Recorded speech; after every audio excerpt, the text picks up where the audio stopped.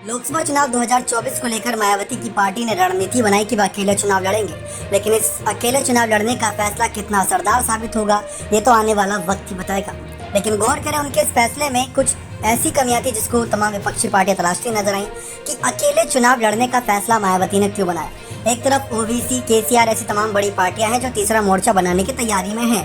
कुछ विपक्षी नेताओं से मुलाकात करी, लेकिन एकमात्र ऐसी मायावती नेता नजर आ रही हैं जो ना ही किसी विपक्षी पार्टी के बड़े चेहरे से मुलाकात कर रहे हैं, ना ही उनके साथ संपर्क में होने की खबरें सामने आ रही हैं। लेकिन इस बीच कई ऐसी पार्टियां होती हैं, आप सब देखें तो ऊपर ऊपर से आपको बड़ी बड़ी पार्टियां दिखती हैं, जैसे कांग्रेस, समाजवादी पार्टी, बीजेपी या बहुजन समाज पार्टी, ऐसी पार्टियां दिखती हैं। लेकिन कुछ ऐसी क्षेत्रीय पार्टियां, छोटी पार्टियां भी होती हैं जो धीरे धीरे ही ऊपर बढ़ती हैं। भाजपा की बात कर ले, 2022 के विधानसभा चुनाव के बाद इनकी पार्टियां का कितना बढ़ गया।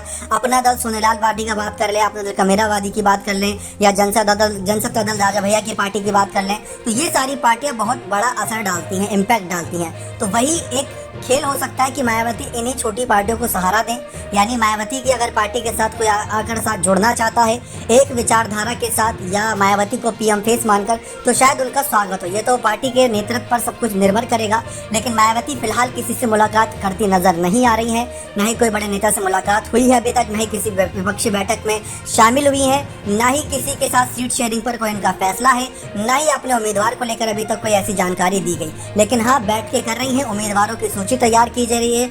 उत्तर प्रदेश के साथ साथ जम्मू कश्मीर, दिल्ली, पंजाब की बात कर लें तो इन सब क्षेत्रों में भी मायावती अपनी स्थिति को मजबूत रखना चाहती हैं। लेकिन अगर छोटी पार्टियों को देखा जाए तो वो भी एक बड़ी उम्मीद की तलाश में है, क्योंकि वो भी अपने आप को उभर कर सामने लाना चाहते हैं। लेकिन अगर एनडीए में जाते हैं या इंडिया में जाते हैं तो कांग्रेस और बीजेपी के पीछे छुप कर रह जाएंगे।